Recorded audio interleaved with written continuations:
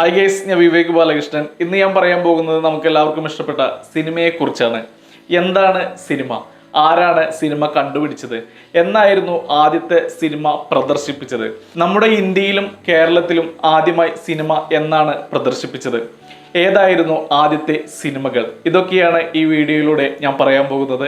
എന്താണ് cinema?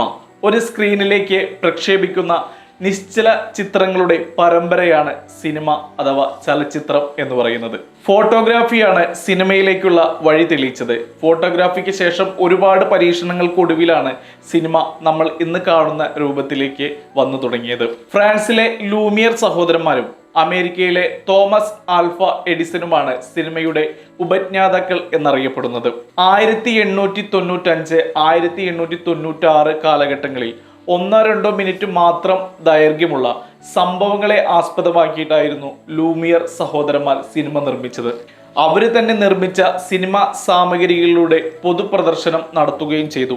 1895 November 28-ാം തീയതിയാണ് Lumiere film show പാരീസിൽ പ്രദർശിപ്പിച്ചത്.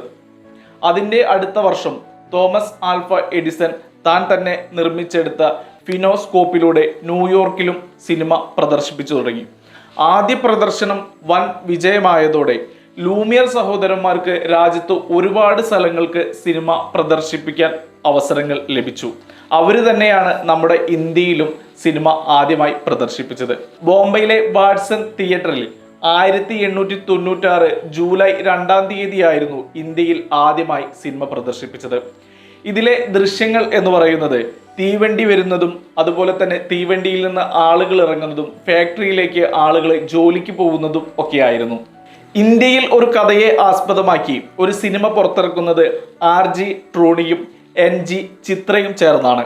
പുണ്ടാലിക് എന്ന ഇവരുടെ നിശബ്ദ ചിത്രം 1912-ലാണ് പുറത്തിറങ്ങുന്നത്. എന്നാൽ RG ട്രൂണി ഒരു ബ്രിട്ടീഷുകാരനായതുകൊണ്ട് തന്നെ ഇതൊരു പൂർണ്ണമായി ഒരു ഇന്ത്യൻ സിനിമ എന്ന് അവകാശപ്പെടാൻ കഴിയില്ല. ഇന്ത്യൻ സിനിമയുടെ ആദ്യകാല ശില്പിയും ഇന്ത്യൻ സിനിമയുടെ പിതാവുമായി അറിയപ്പെടുന്നത് ദണ്ഡിരാജ് ഗോവിന്ദ ഫാൽക്കെയാണ്. ഫാൽക്കെയുടെ രാജ ഹരിചന്ദ്ര എന്ന ചിത്രം ഒരു നിശബ്ദ ചിത്രമായിരുന്നു. ഇത് പുറത്തിറങ്ങുന്നത് 1913-ലാണ്. ഇന്ത്യയിൽ ആദ്യത്തെ ശബ്ദചിത്രം പുറത്തിറങ്ങുന്നത് അർദേഷിർ ഇറാനിയുടെ അലം ആര എന്ന ചിത്രമാണ്.